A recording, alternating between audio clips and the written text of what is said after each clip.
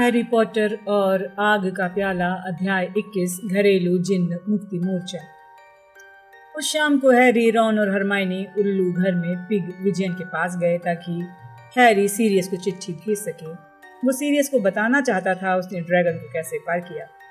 रास्ते में हैरी ने रॉन को बताया कि सीरियस ने उससे कारकारोफ के बारे में क्या क्या कहा था। रॉन को सदमा लगा कि कारकारोफ प्राणभक्षी है, लेकिन जब तक वो उल्लू घर पहुंचे तब तक रॉन कहने लगा कि उन्हें इस बारे में पहले शक होना चाहिए था।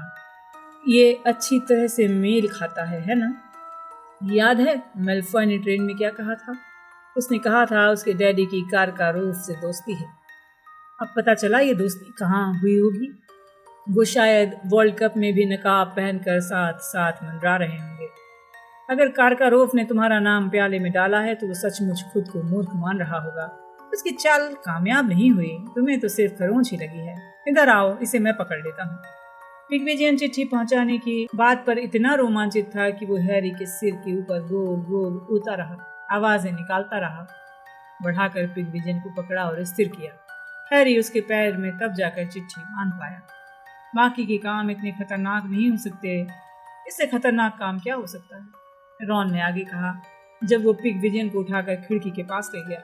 तुम जानते हो, मुझे लगता है ये टूर्नामेंट तुम जीत सकते हो। मुझे सचमुच ऐसा ही लगता है। हैरी जानता था कि रॉन इसलिए कह रहा है ताकि वो पिछले कुछ हफ्तों के अपने व्यवहार की भरपाई कर सके, लेकिन फिर भी उसे अच्छा लगा। बहरहाल हरमाइनी उल्लू घर की दीवार पर टिकी हुई थी। उसने अपने हाथ बांधकर रॉन को घूर कर देखा। उसने गंभीरता से कहा, हैरी को अभी इस टूर्नामेंट में काफी लंबा फासला तय करना है। अगर पहला काम ये था तो मुझे ये सोचकर घबराहट हो रही है बाकी के काम क्या होंगे। तुम बहुत आशावादी हो, है ना? तुम्हें और प्रोफेसर ट्रिलोनी को एक साथ होना चाहिए, रॉन ने कहा। उसने पिग विजयन को खिड़की के बाहर उछाल दिया। पिग विजयन पहले तो 12 फुट नीचे गिरा और फिर संभला ऊपर उड़ने लगा। इसका कारण यह था कि उसके पैर में बंधी चिट्ठी सामान्य से ज्यादा लंबी और भारी थी। हैरी से नहीं रहा गया था। उसने चिट्ठी में सीरियस को पूरे विस्तार से बताया था कि वो किस तरह अपनी जादुई झाड़ू पर मुड़ा, घूमा और हॉर्नटेल को चकमा दिया। उन्होंने पिग विजयन को अंधेरे में ओझल होते देखा। इसके बाद रॉन बोला, चलो हैरी, गरुण द्वार हाउस में तुम्हारी जीत की खुशी में पार्टी होने वाली है। फ्रेड और जॉर्ज अब तक किचन से खाने पीने का पर्याप्त सामान लेकर आए होंगे। हुआ भी यही। जब वो गरुण द्वार के हॉल में पहुंचे तो वो तालियों और चीखों से भर गया। केक का पहाड़ था। हर टेबल पर कद्दू के जूस के जग और बटर बियर की बोतल थी। ली जॉर्डन ने डॉक्टर फिलिबिस्टर के गर्मी नहीं करेंगे, गीले में भी चलेंगे पटाखे फोड़ दिए थे, जिस कारण हवा में सितारे और चिंगारियां तैर रही थी। डीन थॉमस, जो अच्छी ड्राइंग कर लेता था, उसने बेहतरीन बैनर बना दिए थे। इनमें से ज्यादातर में हैरी को हॉर्नटेल के सिर के ऊपर फायर बोल्ट से उड़ते हुए दिखाया गया था। हालांकि 1-2 बैनरों में सेड्रिक के सिर को आग में जलते हुए भी दिखाया गया था। हैरी खाना खाने लगा। काफी समय बाद उसे एहसास हो रहा था कि अच्छी तरह भूख लगना कैसा होता है। उसे यकीन नहीं था कि वो कितना खुश है। रॉन फिर से उसके साथ था। उसने पहला काम पूरा कर लिया था। दूसरा काम 3 महीने तक नहीं करना पड़ेगा। ओह, ये तो काफी भारी है, ली जॉर्डन ने सुनहरे अंडे को उठाते हुए कहा। उसने उसे अपने हाथों में तोला। इसे खोलो हैरी, चलो देखते हैं इसके भीतर क्या है। उसे ये सुराग अपने आप सुलझाना है, हरमाइनी ने कहा। ये टूर्नामेंट के नियमों में लिखा है। मुझे ड्रैगन पार करने का तरीका भी तो अपने आप ही खोजना था। हैरी धीरे से गुदगुदाया ताकि सिर्फ हरमाइनी उसकी बात सुन सके। वो थोड़े अपराधी भाव से मुस्कुराई। कई और विद्यार्थी भी जोर देकर बोले, चलो हैरी, इसे खोलते हैं। ली ने अंडा हैरी को दिया। हैरी ने अपने नाखून इसके छेद में डाले और इसे खोल दिया। ये खोखला था और पूरी तरह से खाली, लेकिन जैसे ही हैरी ने खोला उसमें से एक भयंकर आवाज निकली। पूरे कमरे में रोने जैसी जोरदार चीख भर गई। हैरी को लगा ये तो लगभग सिरकटे निक की मृत्यु दिवस पार्टी में भूतों के ऑर्केस्ट्रा जैसी आवाज है जो संगीतमयी कुल्हाड़ी बजा रहे थे। इसे बंद करो, फ्रेड अपने कानों पर हाथ रखते हुए चीखा। ये क्या था? सीमस फिनिगन ने अंडे की तरफ घूरा। खतरनाक परी जैसी आवाज थी। शायद अगली बार तुम्हें उसके पार निकलना होगा हैरी। ऐसा लग रहा था जैसे किसी को यातना दी जा रही हो, नेविल ने कहा, जिसका चेहरा सफेद हो गया था, जिसके हाथ से खाना छूटकर फर्श पर गिर गया था। तुम्हें पीढ़ीकृत शाप से मुकाबला करना होगा। नेविल, बेवकूफी की बातें मत करो। पीढ़ीकृत शाप गैर कानूनी है। वे लोग चैंपियनों पर पीढ़ीकृत शाप का इस्तेमाल नहीं करेंगे। मुझे तो ये ऐसी आवाज लग रही थी जैसे पर्सी गाने की कोशिश कर रहा हो। शायद उसके नहाते समय तुम्हें उस पर हमला करना होगा हैरी। जैम टॉर्च चाहिए हरमाइनी? फ्रेड ने कहा। हरमाइनी ने शक भरी निगाह से उस प्लेट को देखा जो फ्रेड उसकी तरफ बढ़ा रहा था। फ्रेड मुस्कुराया। इसमें कोई गड़बड़ नहीं है, उसने कहा। मैंने इसके साथ कुछ नहीं किया है। तुम्हें कस्टर्ड क्रीम से सावधान रहना है। नेविल ने अभी अभी कस्टर्ड क्रीम खाई थी, उसके गले में अटक गई थी। उसने उसे उगल दिया। फ्रेड हंसा। अरे मैं तो मजाक कर रहा था नेविल। हरमाइनी ने एक जैम टार्ट ले लिया और फिर बोली, क्या तुम सारा सामान किचन से लाए हो फ्रेड? हाँ, फ्रेड ने उसकी तरफ देखकर मुस्कुराते हुए कहा। उसने कांपती हुई आवाज में घरेलू जिन्नों की नकल की। हम आपके लिए क्या ला सकते हैं सर? फिर वो आगे बोला, वो लोग बहुत मददगार हैं। अगर मैं कहूँ कि मुझे भुना हुआ हाथी चाहिए तो वो मेरे लिए वो भी तैयार कर सकते हैं। तुम किचन में कैसे जाते हो? हरमाइनी ने बड़ी ही मासूम आवाज में पूछा। आसान है, फ्रेड बोला। फलों की टोकरी वाली पेंटिंग के पीछे एक छिपा हुआ दरवाजा है। बस नाशपाती में गुदगुदी कर दो, वो हंसने लगती है और फिर दरवाजा। फिर वो रुक गया। हरमाइनी की तरफ शक भरी निगाह से देखने लगा। तुम क्यों पूछ रही हो? ऐसे ही, हरमाइनी ने जल्दी से कहा। तुम कहीं जाकर घरेलू जिन्नों को हड़ताल करने के लिए तो नहीं उकसाओगी? जॉर्ज ने पूछा। तुम कहीं अपना प्रचार अभियान छोड़कर अब उन्हें सीधे बगावत करने के लिए तो नहीं उकसाना चाहती ना? कई लोग खिलखिलाने लगे। बहरहाल हरमाइनी ने कोई जवाब नहीं दिया। फ्रेड ने उसे चेतावनी देते हुए कहा, उन्हें तंग मत करना। उनसे ये मत कहना कि उन्हें आजाद होकर तनख्वाह लेनी चाहिए। वो लोग खाना बनाना छोड़ देंगे। सबका ध्यान नेविल की तरफ चला गया क्योंकि अब उसके पंख निकल आए थे। ओह सॉरी नेविल, फ्रेड हंसी के ठहाकों के बीच चिल्लाया। मैं भूल गया था, हमने कस्टर्ड क्रीम पर ही जादू किया था। बहरहाल 1 मिनट में नेविल के पंख झड़ गए। पंख झड़ने के बाद वो सामान्य नजर आने लगा। वो भी सबके साथ हंसने लगा। कैनेरी क्रीम्स, फ्रेड रोमांचित भीड़ से चिल्लाकर बोला। जॉर्ज और मैंने बनाई है। एक कैनेरी क्रीम का दाम 7 सिकल। कौन खरीदना चाहता है? आखिरकार रात को 1 बजे हैरी, रॉन, नेविल, सीमस और डीन अपने कमरे में गए। अपने पलंग के पर्दे बंद करने से पहले हैरी ने हंगेरियन हॉर्न टेल के छोटे मॉडल को अपने पलंग के पास वाली टेबल पर रख दिया, जहां इसने जम्हाई ली और आंखें बंद कर ली। हैरी ने अपने पलंग के पर्दे लगाते हुए सोचा, दरअसल हैग्रिड की बात में दम है। ड्रैगन इतने बुरे नहीं होते हैं। दिसंबर की शुरुआत हॉगवर्ट्स में ठंडी हवा और बर्फ लेकर आई। महल में ठंड के मौसम में बहुत हवा आती थी, हालांकि इसकी मोटी दीवारों और आग से बड़ी राहत रहती। हैरी जब भी झील में खड़े होकर तेज हवाओं में हिचकोले खाते डर्मस्ट्रैंग जहाज के पास से गुजरता तो वो महल के भीतर के सुख के बारे में हमेशा कृतज्ञ होता। उसने सोचा कि बॉबिटन्स का कारवां भी काफी ठंडा होगा। उसका ध्यान इस तरफ भी गया कि हैग्रिड मैडम मैक्सिम के घोड़ों को उनका पसंदीदा पेय पदार्थ यानी सिंगल माल्ट विस्की दे रहा था, जिसकी खुशबू उनके बाड़े के कोने में बनी नाली से उड़कर आसपास तैरती रहती। उस खुशबू से जादुई प्राणियों की देखभाल की क्लास थोड़ी मदहोश हो जाती थी। ये अच्छी बात नहीं थी क्योंकि वो अब भी भयानक अग्निडंकों की देखभाल कर रहे थे और उन्हें अपने दिमाग को चौकन्ना रखने की जरूरत थी। हमें पता नहीं है कि वो शीत निद्रा में जाते हैं या नहीं, हैग्रिड ने अगली क्लास में कद्दुओं के हवादार बगीचे में कांपते हुए विद्यार्थियों से कहा। हमें ये पता लगाना है कि उन्हें शीत निद्रा पसंद है या नहीं, इसलिए हम उन्हें इन बक्सों में बंद कर देते हैं। अब सिर्फ 10 विस्फोटक अग्निडंक ही बचे थे। मोटी चमड़ी, ताकतवर पैर और आग उगलने वाले सिरों के कारण अग्निडंक बहुत भयानक दिखते थे। हैरी ने आज तक उनसे बुरा प्राणी नहीं देखा था। सभी विद्यार्थियों ने हताशा से उन बड़े बक्सों को देखा जो हैग्रिड बाहर निकाल कर लाया था। उन सब में तकिए और मोटे कंबल बिछे थे। हम उन्हें इन बक्सों में जाने के लिए ललचाएंगे और फिर ढक्कन बंद कर देंगे, देखेंगे क्या होता है। लेकिन जल्दी ही उन्हें पता चल गया कि अग्निडंक शीत निद्रा में नहीं जाना चाहते। हैग्रिड जल्दी ही चिल्लाने लगा, दहशत में मत आओ, दहशत में मत आओ। वो इसलिए चिल्ला रहा था क्योंकि अग्निडंक कद्दू के बगीचों में चारों तरफ तबाही मचा रहे थे। जो अब बक्सों के सुलगते हुए टुकड़ों से भर गया था। ज्यादातर बच्चे, जिनमें मेल्फॉय, क्रैब और गॉयल सबसे आगे थे, भागकर पिछले दरवाजे से हैग्रिड के केबिन में घुस गए थे।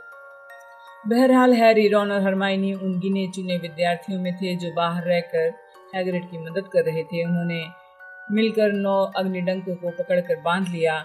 हालांकि इस कोशिश में वो कई जगह जल गए थे और उन्हें काफी खरोंचें आई थी। अब सिर्फ एक ही अग्निडंक बचा था। उसे मत डराओ, हैग्रिड चिल्लाया।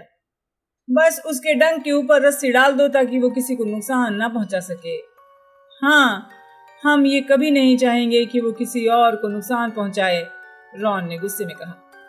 जब वो और हैरी हैग्रिड के केबिन की दीवार से टिककर खड़े हो गए, वो अब भी अपनी चिंगारियों से अग्नि डंक को दूर रोके हुए थे। वाह वाह वाह, ये तो मजेदार दिख रहा है।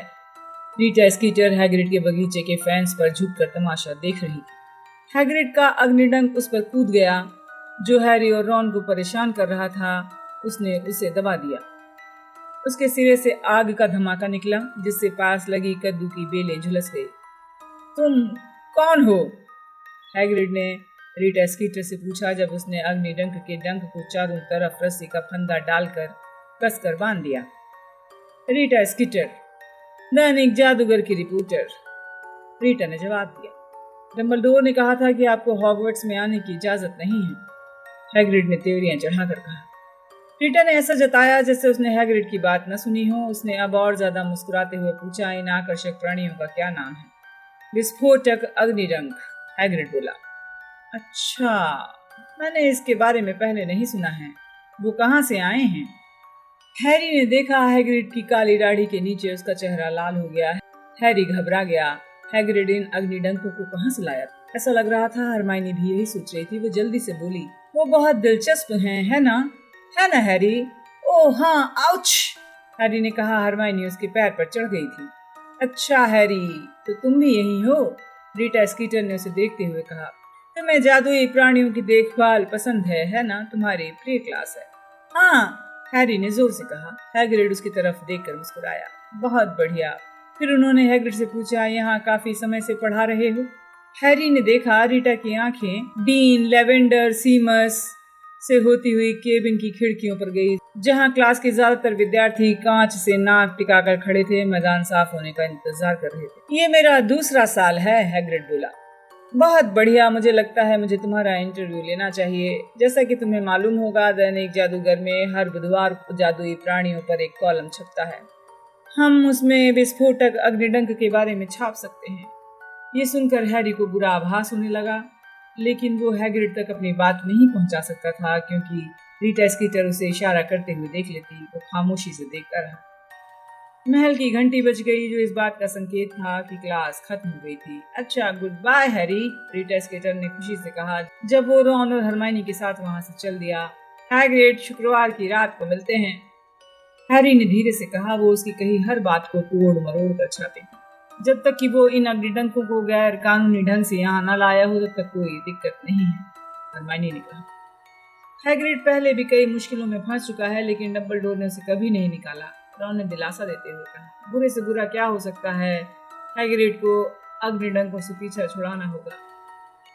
सॉरी, क्या मैंने कहा बुरे से बुरा? मेरा मतलब अच्छे से अच्छा यही हो सकता है। हैरी हरमाइनी हंस पड़े, थोड़े ज्यादा खुश होकर लंच करने गए। हैरी ने दोपहर को ज्योतिष की 2 क्लासों का पूरा आनंद लिया। वो अब भी सितारों का चार्ट बना रहे थे, भविष्यवाणियां पढ़ रहे थे। लेकिन अब रॉन से उसकी एक बार फिर दोस्ती हो गई थी, इसलिए अब उसे हर चीज मजेदार लग रही थी। जब हैरी और रॉन अपनी भयंकर मौतों की भविष्यवाणियां कर रहे थे, तब प्रोफेसर ट्रेलॉनी उन दोनों पर बहुत खुश थी। जब वे आखिरकार सीढ़ियां उतरकर प्रोफेसर ट्रेलॉनी के कमरे से ताजी हवा में आ गए तो हैरी बोला, इस बात का थोड़ा ज्यादा असर होता अगर उन्होंने यही बात 80 बार पहले नहीं बोली होती। अगर उनकी मौत की हर भविष्यवाणी पर मैं मर जाता तो मैं दुनिया का सबसे बड़ा अजूबा होता। तुम 80 बार मर चुके होते, एक अद्भुत भूत होते, रॉन ने खिलखिलाते हुए कहा। जब वे खूनी नवाब के पास से गुजरे जो दूसरी तरफ जा रहा था और अपनी दुष्ट आंखों से उन्हें घूर रहा था। कम से कम हमें होमवर्क तो नहीं मिला। काश प्रोफेसर वेक्टर हरमाइनी को ढेर सारा होमवर्क दे दें। जब हमें होमवर्क नहीं करना होता है तो उसे होमवर्क करते देखना बड़ा मजेदार होता है। जब वे बाद में उसकी तलाश में गए तो हरमाइनी डिनर टेबल पर नहीं थी, लाइब्रेरी में भी नहीं थी। वहां पर सिर्फ एक व्यक्ति था, विक्टर क्रम। रॉन थोड़ी देर तक किताबों की अलमारियों के पीछे खड़ा रहा। हैरी से फुसफुसाकर पूछता रहा क्या उसे उसका ऑटोग्राफ लेना चाहिए, लेकिन तभी रॉन को एहसास हो गया कि 6-7 लड़कियां किताबों की अलमारियों की दूसरी लाइन में छिपकर इसी बारे में विचार विमर्श कर रही हैं। उसने अपना इरादा छोड़ दिया। क्या पता हरमाइनी कहाँ गई, रॉन ने कहा जब वो और हैरी गरुड़ द्वार के हॉल की तरफ लौटे। क्या पता, बकवास। लेकिन मोटी औरत ने भी दरवाजा खोलना शुरू ही किया था कि हरमाइनी दौड़ती हुई उनके पास आ रही थी। हैरी, तुम मेरे साथ चलो, तुम्हें चलना ही पड़ेगा, बहुत आश्चर्यजनक बात हुई है, चलो। वो हैरी का हाथ पकड़कर गलियारे में हाँफते हुए खींचने लगी। क्या हुआ? हैरी ने कहा। मैं तुम्हें सब कुछ बताऊंगी, लेकिन वहां पहुंचने के बाद। ओह चलो चलो अभी जल्दी। हैरी ने रॉन की तरफ देखा। रॉन भी परेशान होकर हैरी को देखने लगा। ठीक है, रॉन बोला और हरमाइनी के साथ गलियारे में चलने लगा। रॉन भी तेजी से पीछे पीछे आने लगा। ओह, मेरी परवाह मत करो, मुझे परेशान करने के लिए माफी मत मांगो। तुम्हारे लौटने तक मैं यूं ही झुकी रहूंगी और दरवाजे को खुला रखूंगी, ठीक है ना? हाँ ठीक है, धन्यवाद, रॉन ने चिल्लाकर कहा। हरमाइनी, तुम हमें कहाँ ले जा रही हो? हैरी ने पूछा जब वो उन्हें 6 मंजिल नीचे ले गई और प्रवेश हॉल तक जाने वाली संगमरमर की सीढ़ियों पर नीचे उतरने लगी। हरमाइनी ने रोमांचित होकर कहा, तुम्हें 1 मिनट में पता चल जाएगा। वो सीढ़ियों पर नीचे पहुंचकर बाईं तरफ मुड़ी, जल्दी से दरवाजे की तरफ गई जहां सेड्रिक डिगोरी उस रात को गया था जब आग के प्याले ने उसका और हैरी का नाम उछाला था। हैरी यहाँ पहले कभी नहीं आया था। वो रॉन और हरमाइनी के पीछे पीछे पत्थर की सीढ़ियां उतरे, लेकिन स्नैप के तहखाने तक जाने वाले अंधेरे भूमिगत गलियारे जैसी जगह पर नहीं पहुंचे। इसके बजाय वो पत्थर से बने एक चौड़े गलियारे में पहुंचे जो मशालों से रोशन था, जिसमें खाने पीने के सामान की तस्वीरें थी। ओह रुको, हैरी ने गलियारे में आधी दूर तक जाने के बाद धीरे से कहा। 1 मिनट ठहरो हरमाइनी। क्या? हरमाइनी ने मुड़कर उसकी तरफ देखा। उसके चेहरे पर उम्मीद की झलक थी। मैं जानता हूँ ये किस बारे में है। उसने रॉन को कोहनी मारी। हरमाइनी के ठीक पीछे वाली पेंटिंग की तरफ इशारा किया। उसमें फलों की एक विशाल टोकरी रखी। हरमाइनी, रॉन ने कहा, तुम हमें एक बार फिर उस स्प्यू में उलझाने की कोशिश कर रही हो। नहीं नहीं, मैं ऐसा नहीं कर रही हूँ, और ये स्प्यू नहीं है रॉन। अच्छा, तो तुमने इसका नाम बदल दिया है? तो अब हमारा नया नाम क्या है? घरेलू जिन्न मुक्ति मोर्चा। मैं किचन में जाकर उन्हें काम बंद करने की सलाह नहीं दूंगा। मैं ये काम हरगिज नहीं करूंगा। मैं तुम्हें ऐसा करने के लिए कहाँ कह रही हूँ? हरमाइनी ने अधीरता से कहा। मैं तो अभी अभी घरेलू जिन्नों से बात करने के लिए यहाँ आई थी, लेकिन मुझे एक आश्चर्यजनक चीज दिखी। ओह चलो हैरी, मैं तुम्हें दिखाना चाहती हूँ। उसने हैरी का हाथ पकड़कर खींच लिया, फलों की विशाल टोकरी के सामने से खींचा। हरमाइनी ने अपनी उंगली से बड़ी हरी नाशपाती को गुदगुदी कर दी। नाशपाती हिलने लगी, हंसने लगी, और फिर अचानक वो एक बड़े हरे दरवाजे के हैंडल में बदल गई। हरमाइनी ने पकड़कर दरवाजा खोला और हैरी को पीछे से धक्का दिया। वो अंदर चला गया।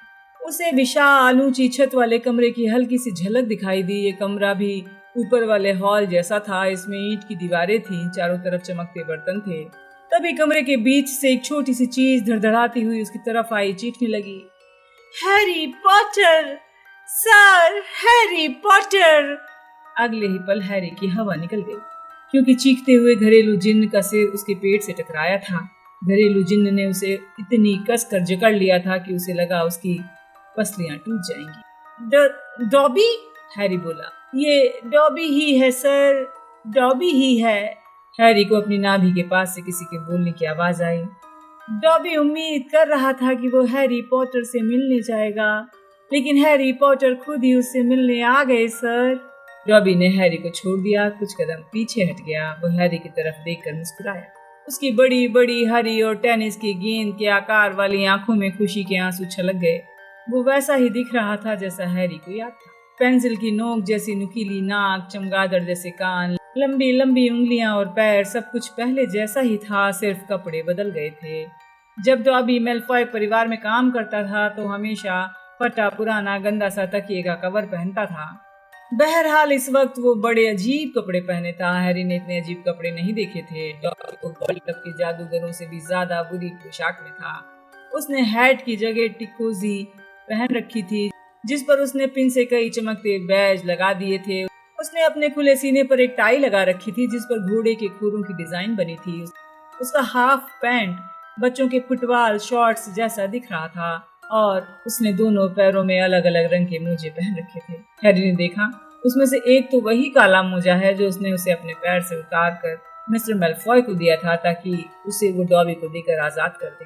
दूसरे मोजे में गुलाबी और नारंगी धारियां बनी थी। हैरी ने हैरानी से पूछा, डॉबी तुम यहाँ क्या कर रहे हो? डॉबी हॉगवर्ट्स में काम करने के लिए आ गया है सर। प्रोफेसर डम्बलडोर ने डॉबी और विंकी को काम दे दिया है सर। डॉबी रोमांच से बोला। विंकी? क्या वो भी यही है? हैरी ने कहा। हाँ सर हाँ। फिर उसने हैरी का हाथ पकड़ा और उसे किचन में लगी लकड़ी की 4 लंबी टेबलों के बीच ले गया। हैरी ने उनके पास से गुजरते समय देखा ये चारों टेबलें ऊपर की मंजिल वाले बड़े हॉल में लगी 4 हाउसों की टेबलों के ठीक नीचे लगी थी। उस समय वो खाली थी और उन पर खाने पीने का कोई सामान नहीं था, लेकिन उसे लगा कि 1 घंटे पहले उन पर खाने पीने का बहुत सा सामान रहा होगा। कम से कम 100 छोटे छोटे घरेलू जिन्न किचन के चारों तरफ खड़े थे। जब डॉबी हैरी को उनके पास ले गया तो वो मुस्कुराने लगे, सिर झुकाकर अभिवादन करने लगे। वो सब एक जैसी यूनिफॉर्म पहने थे, टी टॉवेल जिस पर हॉगवर्ट्स की मोहर लगी थी। ये टी टॉवेल किसी चोगे की तरह बंधा हुआ था जैसा विंकी का था। डॉबी ने ईंट की अंगीठी के सामने रुककर इशारा किया। उसने कहा, विंकी सर। विंकी आग के पास एक स्टूल पर बैठी थी। साफ दिख रहा था उसे डॉबी की तरह कपड़ों का शौक नहीं था। वो एक साफ छोटी स्कर्ट और ब्लाउज पहनी थी। उसने ब्लाउज से मैच करता हुआ नीला हैट भी पहन रखा था जिसमें उसके लंबे कानों के लिए छेद बने हुए थे। हालांकि डॉबी के कपड़े अजीब होने के बावजूद साफ सुथरे थे और डॉबी उनका इतना ख्याल रखता था कि वो नए जैसे लग रहे थे। लेकिन विंकी को अपने कपड़ों का ध्यान नहीं था। उस पर चारों तरफ सूत के दाग लगे थे। उसकी स्कर्ट पर 1-2 जगह जलने के निशान थे। हेलो विंकी, हैरी ने कहा। विंकी के होंठ थरथराने लगे। वो फूट फूट कर रोने लगी। उसकी बड़ी बड़ी भूरी आंखों से आंसू टपकने लगे और उसके कपड़ों के अगले हिस्से को भिगोने लगे जैसा क्विडिच वर्ल्ड कप में हुआ था। ओ विंकी, हरमाइनी बोली। वो रॉन और हैरी डॉबी के पीछे पीछे किचन तक आ गए थे। विंकी रो मत, मत रो। विंकी ज्यादा जोर से रोने लगी। दूसरी तरफ डॉबी ने हैरी को मुस्कुरा कर देखा। क्या हैरी पॉटर चाय पीना पसंद करेंगे? उसने जोर से पूछा ताकि विंकी के सुबकने के बावजूद हैरी उसकी आवाज सुन ले। हाँ ठीक है, हैरी बोला। फौरन 6 घरेलू जिन उसके पीछे आए। उनके हाथ में चांदी की एक बड़ी ट्रे थी जिस पर एक टी पॉट, हैरी, रॉन और हरमाइनी के लिए 3 कप, दूध का जग और बिस्किटों की बड़ी प्लेट थी। बहुत ही बढ़िया सेवा है, रॉन ने प्रभावित स्वर में कहा। हरमाइनी ने उसकी तरफ तेवरियां चढ़ाकर देखा, लेकिन घरेलू जिन रॉन की बात सुनकर खुश हो गए। उन्होंने बहुत नीचे तक सिर झुकाकर अभिवादन किया और पीछे हट गए। जब डॉबी सबको चाय दे रहा था तो हैरी ने पूछा, तुम यहाँ कब आए हो डॉबी? अभी 1 सप्ताह हुआ है हैरी पॉटर सर, डॉबी ने खुशी खुशी कहा। डॉबी प्रोफेसर डम्बलडोर से मिलने आया था सर। देखिए सर, जिस घरेलू जिन्न को उसके मालिक ने नौकरी से निकाल दिया हो उसे नई जगह पर काम मिलने में मुश्किल आती है, बहुत ज्यादा मुश्किल। इस पर विंकी और जोर जोर से सुबकने लगी। पिचके हुए टमाटर जैसी उसकी नाक अब उसके कपड़ों के सामने वाले हिस्से को गंदा कर रही थी, लेकिन वह उसे रोकने की कोशिश नहीं कर रही थी। डॉबी नई नौकरी की तलाश में पूरे 2 साल तक देश भर इधर उधर भटकता रहा सर, लेकिन डॉबी को काम नहीं मिला क्योंकि डॉबी तनख्वाह चाहता है, डॉबी ने चिल्लाकर कहा। किचन के चारों तरफ खड़े घरेलू जिन्न जो अब तक सारी बातों को दिलचस्पी से सुन रहे थे, इन शब्दों को सुनकर दूसरी तरफ देखने लगे जैसे डॉबी ने कोई अशिष्ट या शर्मनाक बात कही हो। बहरहाल हरमाइनी बोली, ये तो अच्छी बात है डॉबी। धन्यवाद मिस, डॉबी उसकी तरफ देखकर दांत दिखाते हुए बोला। लेकिन ज्यादातर जादूगर तनख्वाह मांगने वाले घरेलू जिन्न को पसंद नहीं करते हैं। उन्होंने डॉबी से कहा, ऐसे घरेलू जिन्न का क्या फायदा है, और फिर उन्होंने डॉबी को दुत्कार कर दरवाजा बंद कर दिया। डॉबी को काम करना पसंद है लेकिन वो कपड़े पहनना चाहता है, वो तनख्वाह चाहता है।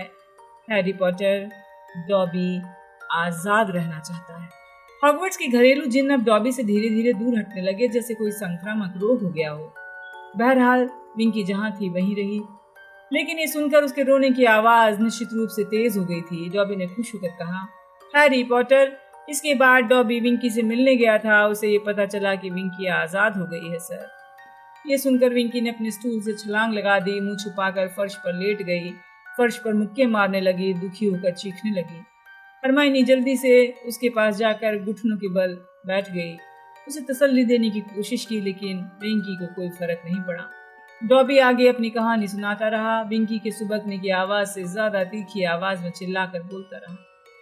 और फिर डॉबी के दिमाग में एक विचार आया, हैरी पॉटर सर। डॉबी ने सोचा, क्यों ना डॉबी और विंकी एक साथ काम करें। इस पर विंकी बोली, 2 घरेलू जिन्नों के लिए पर्याप्त काम कहाँ होगा। इस पर डॉबी ने फिर सोचा और उसके दिमाग में आ गया, सर, हॉगवर्ट्स। इसलिए डॉबी और विंकी प्रोफेसर डंबलडोर से मिलने आ गए, सर, और प्रोफेसर डंबलडोर ने हमें रख लिया। डॉबी बहुत खुश होकर मुस्कुराने लगा। उसकी आंखों से एक बार फिर खुशी के आंसू छलछला आए। प्रोफेसर डंबलडोर ने कहा कि अगर डॉबी तनख्वाह चाहता है तो वो डॉबी को तनख्वाह देंगे। इस तरह डॉबी आज एक आजाद घरेलू जिन्न है और डॉबी को हर सप्ताह एक गेलियन मिलता है और महीने में एक छुट्टी भी। ये तो बहुत कम है। फर्श पर बैठी हरमाइनी गुस्से से चिल्लाई। विंकी के चीखने और मुक्के मारने की आवाज और रफ्तार तेज हो गई। प्रोफेसर डंबलडोर ने तो डॉबी को 10 गैलियन प्रति सप्ताह की तनख्वाह और हर हफ्ते 2 छुट्टियां देने का प्रस्ताव रखा था। डॉबी ने अचानक हल्के से कांपते हुए कहा, जैसे इतने आराम और अमीरी का विचार बहुत डरावना हो। लेकिन डॉबी ने उनकी बात नहीं मानी, मिस। डॉबी को आज़ादी पसंद है, लेकिन बहुत ज़्यादा आज़ादी नहीं चाहता, मिस। उसे काम ज़्यादा पसंद है। और प्रोफेसर डंबलडोर तुम्हें कितनी तनख्वाह दे रहे हैं, विंकी? हरमाइनी ने दयालुता से पूछा। अगर उसने ये सोचा था कि विंकी इस सवाल से खुश हो जाएगी तो उसका सोचना गलत था। विंकी ने रोना बंद कर दिया, लेकिन वो उठकर बैठी तो उसकी बड़ी बड़ी भूरी आंखें हरमाइनी को गुस्से से घूर रही थी। विंकी को घर से निकाल दिया गया है, लेकिन विंकी अभी तनख्वाह नहीं ले रही है। विंकी अभी इतने नीचे नहीं गिरी है। विंकी को तो इस बात पर बहुत शर्म आ रही है कि वो आजाद है। विंकी चीखी। शर्म आ रही है? लेकिन विंकी, छोड़ो भी, शर्म तुम्हें नहीं बल्कि मिस्टर क्राउच को आनी चाहिए। तुम्हारी कोई गलती नहीं थी, सारी गलती उनकी थी। ये शब्द सुनकर विंकी ने अपने हाथ अपने हैट के छेद पर रख दिए ताकि वो हरमाइनी की बात का एक भी शब्द न सुन पाए। वो चीखने लगी, आप मेरे मालिक का अपमान न करें, मिस। आप मिस्टर क्राउच का अपमान न करें। मिस्टर क्राउच एक अच्छे जादूगर हैं। मिस्टर क्राउच को बुरी विंकी को नौकरी से निकालने का पूरा अधिकार है। विंकी को यहाँ जिंदगी से तालमेल बिठाने में मुश्किल आ रही है, हैरी पॉटर, डॉबी ने गोपनीय तरीके से उसे बताया। विंकी ये भूल जाती है कि वो मिस्टर क्राउच की गुलाम नहीं है। उसे अब अपने मन की बात कहने की छूट है, लेकिन वो ऐसा नहीं करती। हैरी ने पूछा, क्या घरेलू जिन्न अपने मालिकों के बारे में अपनी राय व्यक्त नहीं कर सकते? ओह नहीं सर, नहीं। ये घरेलू जिन्नों की गुलामी का हिस्सा है। हम अपने मालिकों के राज छिपा कर रखते हैं, अपना मुंह बंद रखते हैं, सर। हम उनके परिवार के सम्मान को कायम रखते हैं और कभी उनके बारे में बुरी बात नहीं बोलते हैं। हालांकि प्रोफेसर डंबलडोर ने डॉबी से कहा है कि अगर हम उनकी बुराई करेंगे तो वो बुरा नहीं मानेंगे। डॉबी अचानक घबराया हुआ दिखने लगा। उसने हैरी को इशारा करके पास बुलाया। हैरी आगे झुका। डॉबी ने फुसफुसाकर कहा, वो कहते हैं कि अगर हम चाहें तो उन्हें सनकी और सठिया चुका बुढ़ा कह सकते हैं। डॉबी दहशत भरी हंसी हंसा, लेकिन डॉबी ऐसा नहीं कहना चाहता, हैरी पॉटर, उसने दोबारा सामान्य ढंग से बोलते हुए कहा। डॉबी प्रोफेसर डंबलडोर को बहुत पसंद करता है, सर, और उनके राज छिपाने में गर्व का एहसास होता है। लेकिन तुम अब मैलफॉय परिवार के बारे में तो जो चाहो बोल सकते हो, है ना? हैरी ने मुस्कुराते हुए कहा। डॉबी की बड़ी बड़ी आंखों में हल्का सा डर झलकने लगा।